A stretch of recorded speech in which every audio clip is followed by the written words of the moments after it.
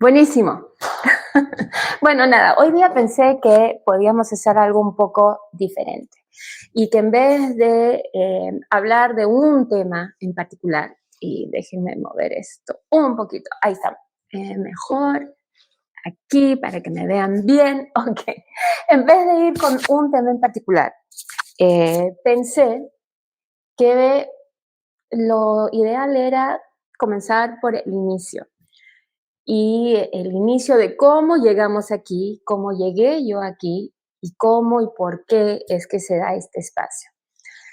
Y digamos que contarles un poco mi narrativa o la historia de mi travesía de 1000 millas. Ahora, este dicho que se dice, ¿no? Que cada travesía de 1000 millas comienza con un paso, eh, se le atribuye a un filósofo chino y no creo que haya dicho millas porque millas es un invento británico, con lo cual, con lo cual el dicho no puede ser exacto, pero la idea está ahí.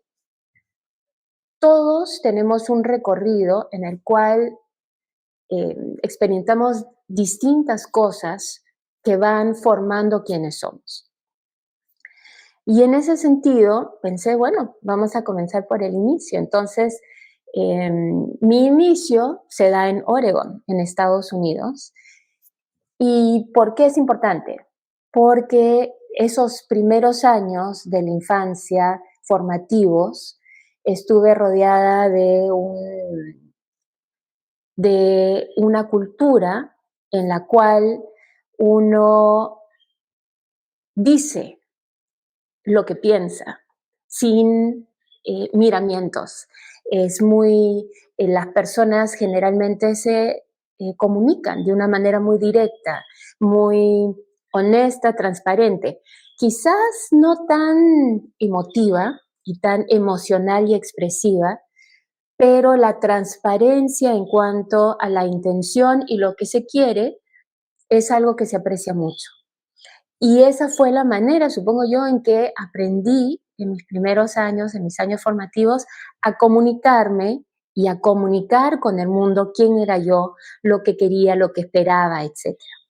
Por diferentes motivos, en parte también por mi mamá, que extrañaba, mi mamá es peruana, extrañaba muchísimo el Perú, y extrañaba el Perú de esa manera en que uno suele extrañar tan intensamente que dice extrañar cosas tan aparentemente tan poco importantes como, por ejemplo, la leche en tarro. Entonces mi mamá decía que extrañaba muchísimo la leche de tarro, es decir, para su café, algo que en Estados Unidos prácticamente recién hay hace ya varias décadas, pero en ese momento mi mamá no encontraba ese tipo de leche y en realidad extrañaba mucho más, ¿no? Extrañaba sus raíces, extrañaba el sentirse en casa, el no sentirse una, una inmigrante, el poder comunicar, el sentido del humor es distinto, etc. La cosa es que nos mudamos a Lima y lo que para mi mamá fue un regreso a su hogar, a su casa, para mí en realidad fue un choque cultural total, ¿no? Porque a diferencia de Estados Unidos, que nuestra vida era bastante nuclear, por un lado, por distintos motivos, fui casi adoptada por mi abuela y me encontré en el seno de una familia materna muy numerosa y además muy peculiar, porque la familia de mi mamá, a diferencia de la mayoría de la sociedad limeña, no veía lo normal como algo que emular y algo que exaltar, sino que más bien siempre ha celebrado lo excéntrico. Ahora, claro, la excentricidad es un lujo que solamente se pueden dar aquellas personas que se sienten por encima del ojo crítico de la sociedad.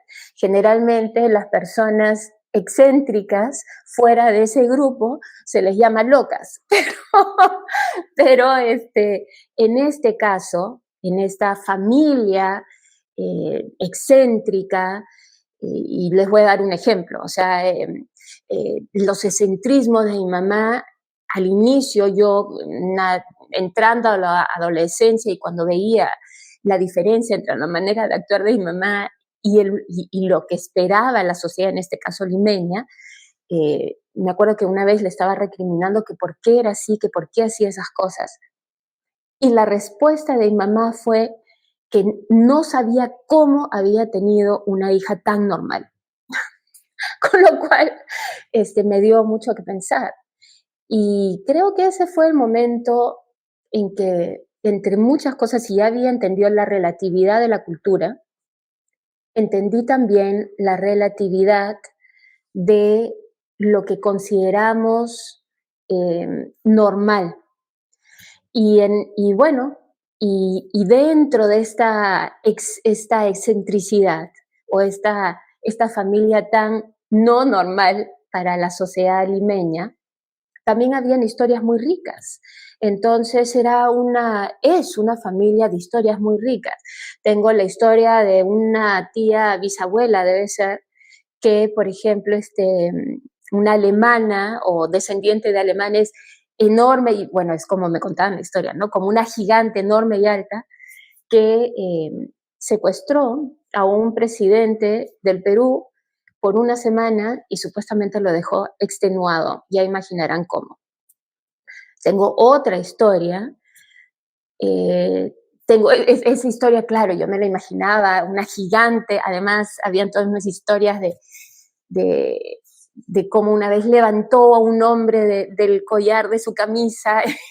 En fin, era como, yo me la imaginaba una gigante, imponente, me trataba de imaginar a esta mujer. Otra historia muy real es aquella de mi tatarabuelo, que parece que era muy guapo, yo no sé, pero que tuvo un altercado con el esposo de un amante que terminó en toda la familia de mi bisabuela emigrando a México y viviendo en Nueva York y luego en México por más de 10 años más o menos.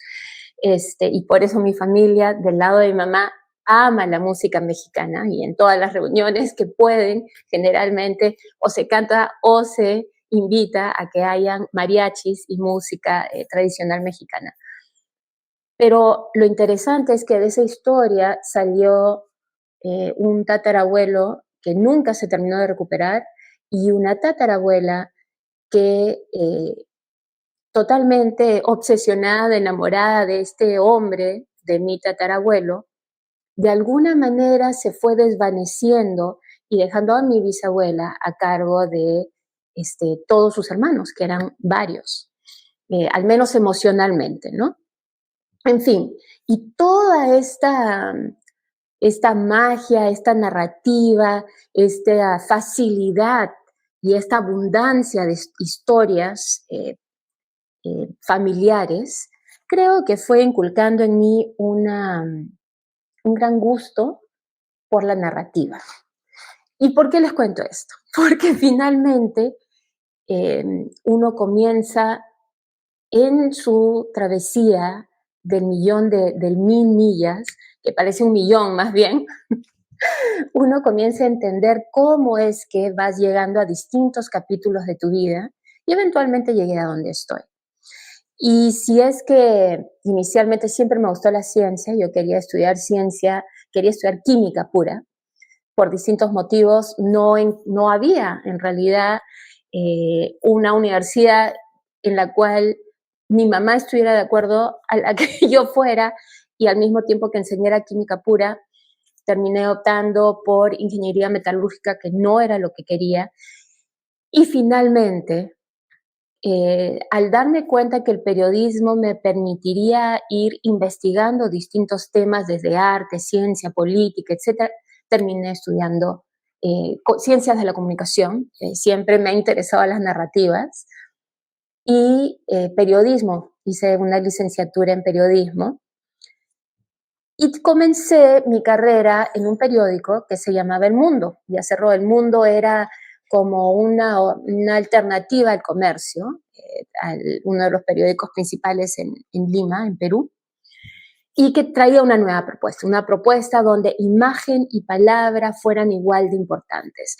donde el periodista o aquellos que no cubrieran sobre todo la noticia diaria, teníamos la libertad de poder ensalzarnos, de disfrutar de cada palabra que poníamos en la página.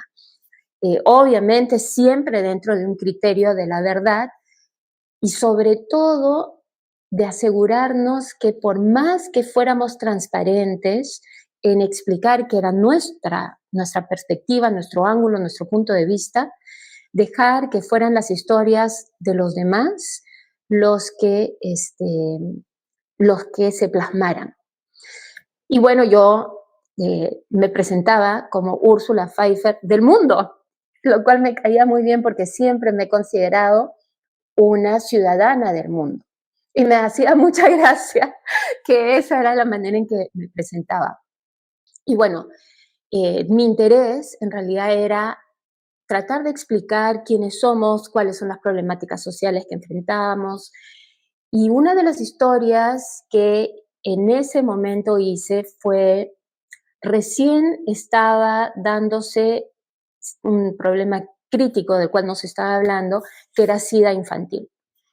Entonces, eso fue uno de los temas de los cuales hice varios reportajes, pero la investigación, uno de los muchos, pero también me interesaba en descubrir el mundo, por ejemplo, de todas las personas que trabajaban en casinos y que vivían de noche y dormían de día.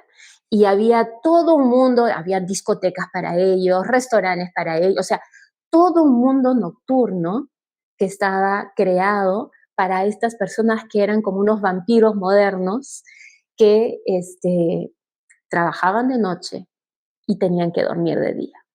Y bueno, al año más o menos, en realidad fue intenso pero corto, en un almuerzo de exalumnos de la Universidad de Lima, me topé con quien entonces era el gerente de noticias de Canal 4, de América Televisión, que me ofreció un trabajo como reportera, y Renato Canales. Entonces me uní al noticiero y descubrí, uno, el mundo audiovisual, y dos, el hecho de que, claro, como periodista de prensa, yo estaba acostumbrada a escribir 1000 palabras, 1500 palabras por artículo, y que cuando haces este trabajo audiovisual es la imagen lo que prima y la palabra complementa.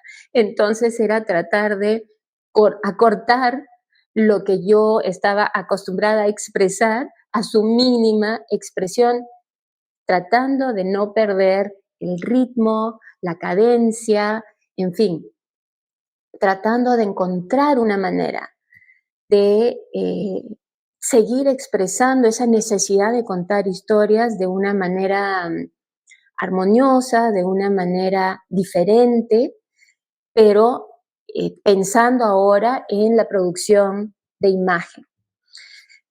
Y después de eso me llamaron de Latina, estuve en Contrapunto y comenzó a haber un cambio. Ya había comenzado a haber un cambio, les voy a contar por qué es importante. Con el gobierno de Fujimori se había, a raíz de la Constitución del 92, cada vez había más cambios y lo que antes existía, que era cierta estabilidad laboral, es decir, después de 3 meses tenías que pasar a planilla, con lo cual tenías pues una serie de beneficios como trabajador en planilla de la empresa.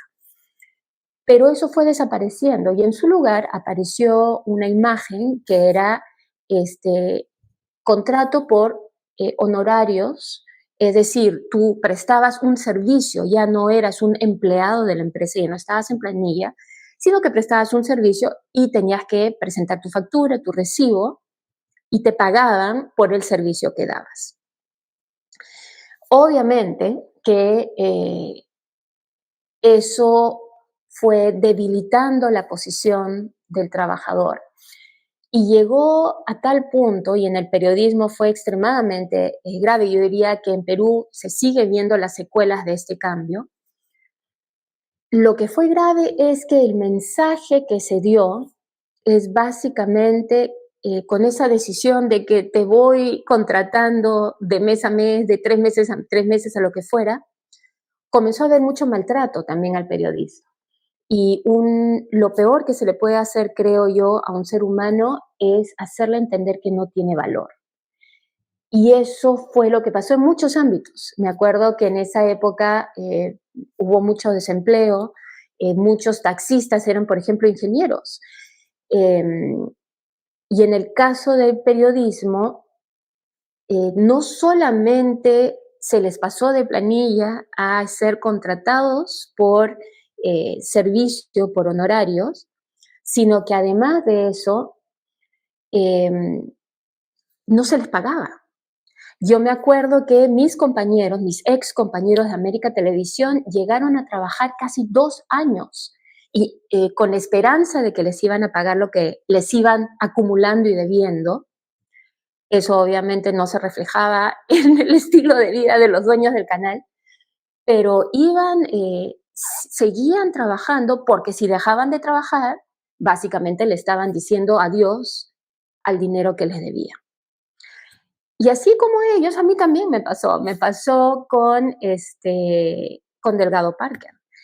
Yo trabajaba para Global y del mismo modo, me quedaron debiendo 1 mes, 2 meses, 3 meses, y yo decía, bueno, seguiré trabajando porque si no, si me voy, simplemente desaparecí y ya no existes, ¿no? Pero en eso hubo un quiebre, esto ya fue para el año 2000, justo antes del 2000, en 99, y me di cuenta que no solamente era una cuestión del pago a contagota, en realidad, sino que había muchísima violencia moral, sobre todo moral, al periodismo. Entonces, tener un periodismo que ha perdido su sentido de valor, tener una profesión que donde la calidad no importa, sino es simplemente rellenar, y donde el empleado, y en este caso el periodista, posiblemente se siente totalmente desempoderado para decir, esto no es ético. Susana me dice, se formaron las famosas cooperativas de trabajo que tercerizaban a los empleados. También. O sea, el valor del empleado, y en este caso me centro en el periodismo solamente por la función que debería cumplir el periodismo en un país, es precisamente ser el testigo de los acontecimientos y al mismo tiempo la entidad que cuestiona aquellas cosas que no están bien, tanto en la sociedad como en el gobierno, como en las entidades públicas y privadas. Pero si tú tienes un periodismo desempoderado, un periodista que no hablemos de periodismo, porque nos olvidamos que son seres humanos. Si tienes seres humanos, si tienes individuos que, que sienten que su trabajo no importa, que no se valora y que además de eso están en constante riesgo de no poder pagar sus cuentas de luz, agua, renta, hipotecas, lo que fuera, el colegio de sus hijos. Bueno, tienes un periodista que ya no tiene la libertad de decir qué le parece correcto y qué no. Ojo, eso no le quita responsabilidad a aquellos que en muchos casos apoyaron el gobierno de Fujimori, se hicieron de la vista gorda ante muchas cosas, y discúlpenme, pero que lo han seguido haciendo con otros regímenes a lo largo de estos años. Es difícil juzgar, pero al mismo tiempo no se puede dejar de señalar qué es lo que está pasando y diría que sigue pasando con el periodismo en el Perú, donde en su mayoría se han ido a lo más fácil, que es la opinión. El periodismo en Perú es totalmente editorializado en este momento y uno siempre tiene que preguntarse qué intereses están expresando. Ya no se escucha. Y lo malo es que cuando las personas también ven que el periodista ya no escucha al que entrevista, bueno, es un reflejo también de la sociedad donde unos no se escuchan a otros. La cosa es que en el año 2000 por eso yo profesionalmente y mi esposo por otros motivos decidimos regresar, yo en mi caso, regresar a Estados Unidos. Y bueno, y vine en realidad sin conocer a nadie, llegué a Miami, no tenía cero contactos, yo juraba que claro, uno con toda la experiencia y venía de ser reportera y había sido relatora de noticias y con todo el bagaje y ya tenía un nombre, entonces ¿no? Se me iban a abrir las puertas. No, pues, obviamente, en un nuevo país, una nueva ciudad, nadie te abre las puertas ni te dice, ¿qué hiciste tú? Especialmente porque hay que decirlo, en Miami hay varias personas que por ahí se inventan su currículum, pero en todo caso, dio la casualidad, dije, bueno, tengo que comenzar a trabajar, fui a una agencia de empleo, agarré un trabajo como secretaria, le puedo decir asistente ejecutiva, pero era secretaria, y dio la casualidad que por mi perfil me pusieron en una empresa de televisión que se llamaba Gems TV y era la asistente ejecutiva de la vicepresidenta de marketing. Claro, asistente ejecutiva suena maravilloso. En realidad, muchas de las cosas que hacía era, cada vez que hacíamos un evento de marketing, yo era la que estaba dando los folletos y demás a la gente que pasaba. Pero fue un inicio, ¿por qué? Porque un día estaba yo haciendo mi trabajo como la asistente de esta vicepresidenta y escuché a alguien que estaba luchando con un guión y estaba verdaderamente masacrando el idioma castellano. Y no pude con mi genio. Entonces comencé a sugerir algunos cambios y algunas ediciones para que fluyera mejor y además para que se hablara pues el idioma como se debía hacer. Y esta persona me preguntó, bueno, ¿y cómo sabes? ¿Qué has hecho antes? Etcétera. Y comencé a escribirle yo los guiones. Y nos fuimos familiarizando, nos fuimos haciendo amigas, y en poco tiempo, esto habrá sido en el transcurso de un mes y medio, ella me recomendó a dos lugares. Me recomendó a Telemundo y me recomendó a una nueva plataforma de distribución de contenido audiovisual eh, a través de una plataforma digital. Y era algo nuevo que se estaba haciendo. Esto es en 2000, en el año 2000. Y bueno, comencé ahí y mi rol ya no era de reportera, no era yo, no, ni de relatora de noticias, no era delante de cámaras. Mi rol era detrás de cámaras, manejando un equipo, formando gente nueva, pensando en la estrategia, qué teníamos que cubrir, cómo íbamos a cubrir. Yo básicamente supervisaba dos áreas, una de las cuales era entretenimiento y farándula, y bueno, y noticias. Entonces, pero se manejaban como dos canales separados.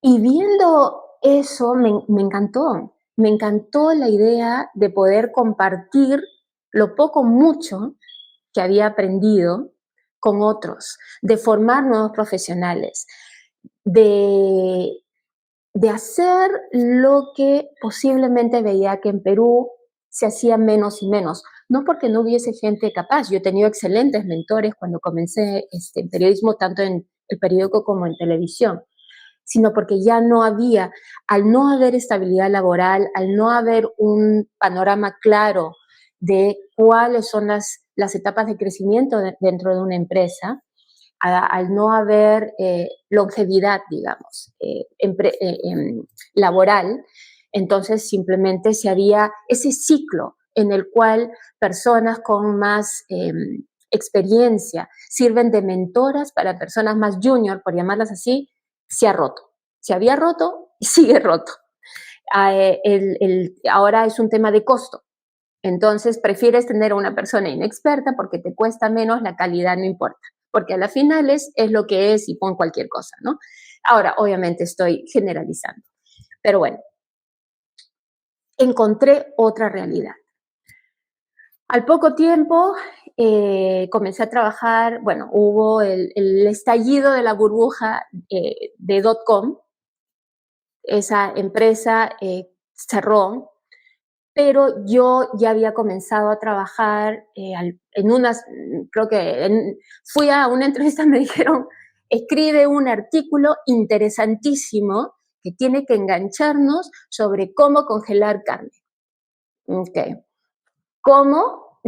O sea, bueno, la verdad sí me rompí la cabeza. Y tenía, tenía creo que un día para hacerlo.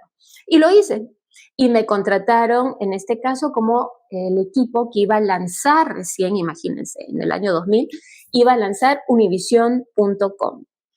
Entonces, bueno, ahí comenzó ya mi entrada a los medios de comunicación corporativos en Estados Unidos. De Univision.com pasé a Univision Network, ya la cadena nacional de Univision, y de ahí en 2005 me jalaron para comenzar la unidad. Bueno, yo me iban a jalar como reportera, pero yo pedí que me permitieran seguir haciendo lo que yo venía haciendo, que era, aún en Univision.com yo armaba equipos internacionales con freelance a lo largo de Latinoamérica, precisamente para tener una unidad de reportajes. Entonces pedí que me dejaran, que si iba a aceptar el trabajo en ESPN, que me dejaran hacer lo mismo. Finalmente pasé al lado de doméstico, entonces hacía tanto inglés como en español. Y bueno, yo pensé que ciertos sueños que había tenido de chica y que pensaba que iba a escribir grandes libros y demás, iba a contar todas estas historias de mi familia, de mi experiencia, de mi imaginación, de lo que fuera, dije, ya, o sea, eso fue, porque este mundo corporativo me fascina, es un juego, es un reto. Estaba en un ambiente altamente masculino siendo mujer, siendo ejecutiva además, latina además. Entonces, era interesante encontrarme con tantas paredes y yo, empuja, que te empuja para crecer, porque eso es lo que tenemos que hacer muchas mujeres, tenemos que abrirnos espacios, porque no nos dicen, claro, ven. No, generalmente uno termina promoviendo a la gente que conoce, que se parece a uno, y con las que, como se parece a uno se siente más cómodo con ellos. Y claro, en ese caso, muchos hombres tienden a promover a otros hombres con los cuales tienen pues una comunicación entre hombres. Así lo vamos a resumir. Pero para las mujeres que entramos al mundo corporativo, salvo, hay que decirlo, y estos son estudios, sectores como recursos humanos, comunicaciones, el área financiera, increíblemente, porque claro, hay esta idea de que la mujer maneja las finanzas del hogar, entonces tener una vicepresidenta en finanzas de alguna manera es como la que maneja las finanzas de la empresa, que es el hogar y qué sé yo. Eso según estudios en Estados Unidos. Entonces, se encuentran muchas CFOs, CFO, ¿no? CFOs, que es Chief Financial Officer, muchísimas. Pero más bien CEOs no llegan ni al 10%, está alrededor del 10%, y hace unos años no sobrepasaba el 5%. Solamente a raíz de ciertos movimientos sociales es que se ha dado un cambio. Y bueno, esa experiencia en el mundo corporativo, que yo pensé que ya, ahí yo me iba a retirar, ese iba a ser mi mundo por siempre y por siempre, llegó un punto en realidad en que, tengo que decirlo, por mi condición de ser mujer, llegó a un fin. Y a mí es como que me metieran una lavadora de ropa. Me chocó muchísimo, porque lo que yo pensaba que era tan seguro, me di cuenta que por más eficiente que fuera, ya había ganado. Es más, justo cuando me fui, a los pocos meses me mandaron por correo mi quinto Emmy. Había ganado 5 Emmys, otros premios más, y me di cuenta que no importa qué tanto te rajes, no importa qué tan buena seas, siguen habiendo narrativas alrededor de la mujer que no nos favorecen. Y bueno, ahí surgió un proyecto, hice dos cosas. Uno, seguía con estas ganas de formar nuevos periodistas, entonces me metí a investigar, a hacer investigación acerca eh, de enseñanza online, de cómo hacer e-learning, hacer una plataforma e-learning y hacer un sistema de enseñanza virtual que no fuera simplemente llevo al maestro presencial y lo pongo frente a una cámara, porque eso se hace muy aburrido. Y más bien lo que hice fue hacer una metodología, crear una metodología después de la investigación. Y además de eso comencé una investigación en narrativas alrededor de la mujer y lo femenino, que era lo que yo quería entender. Quería entender qué me había pasado a mí. Quería entender la situación. En fin. Y de ahí me di cuenta que las mujeres no son las únicas que son marginadas. Las mujeres no son las únicas que tienen que enfrentar distintas narrativas en las cuales se les dice que no valen lo mismo, en este caso, que un hombre. Así que dije, no, voy a hacer una maestría en temas de mujer e identidad. Hice mi maestría y de ahí salió lo que les he mencionado, la teoría de distribución de recursos, la teoría social de distribución de recursos, que presenté en 2021. Y bueno, y esto ha sido, para mí ha sido un camino de casi 7 años.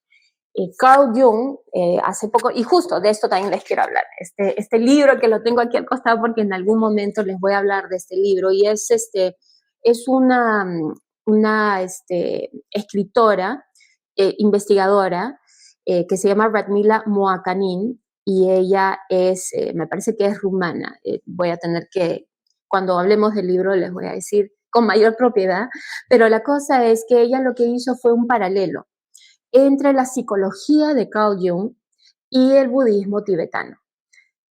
Y hay unas cosas maravillosas que descubrí en este libro, otras más o menos, pero hay muchas cosas interesantes que sí les quiero compartir.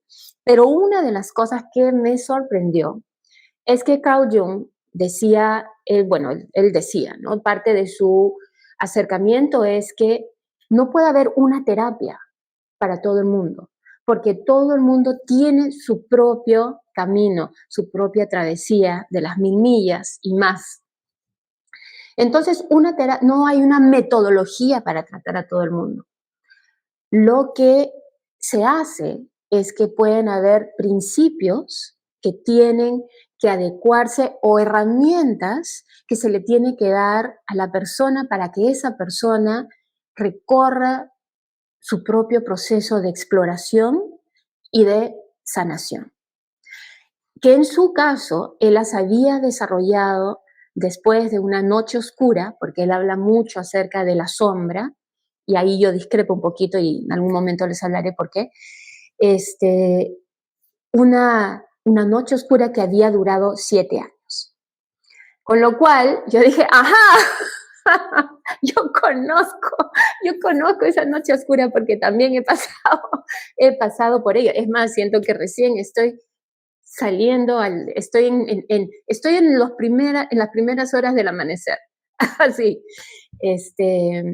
Pero esa noche oscura, que en realidad lo que es una exploración, es quitarse las capas que te va poniendo la sociedad y que te dice quién eres, qué debes ser, qué te debe gustar, para encontrar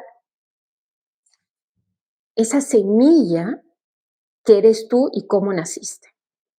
Cómo eras antes de que te comenzaran a calificar y que te enseñaran a autocalificarte, como distintas cosas. En fin, de todo eso vamos a hablar, pero ya veo que voy por encima de los 30 minutos. Es una historia bastante larga y nada, muchísimas gracias por compartir conmigo este espacio y nos estaremos viendo la próxima semana. Ya les he contado de mí, así que para aquellos que no supieran de dónde había venido Úrsula y que recién se están integrando a este punto de vista. Y Marco me dice que él también conoce esta noche oscura. Gracias, Marco, por tu comentario. Lo aprecio. Y nada, me despido, pero pónganme en los comentarios de qué quieren explorar. Ya saben más o menos por dónde van mis temas. Por temas de identidad, por temas de la noche oscura, por temas de, yo no la llamaría nuestra sombra, sino más bien la llamaría la esencia que tenemos todos y que si le quitamos todo ese polvo y esa cochinada que nos han ido poniendo, no por maldad, sino por convención social, por distintos motivos que ya exploraremos, ese ser que somos y que de alguna manera Jung llamaba la sombra dorada, ¿no? Pero que en este caso no le voy a poner la sombra dorada, sino simplemente vamos a decir nuestro ser más allá de ese ego construido por la sociedad. Un abrazo a todos y nos vemos pronto.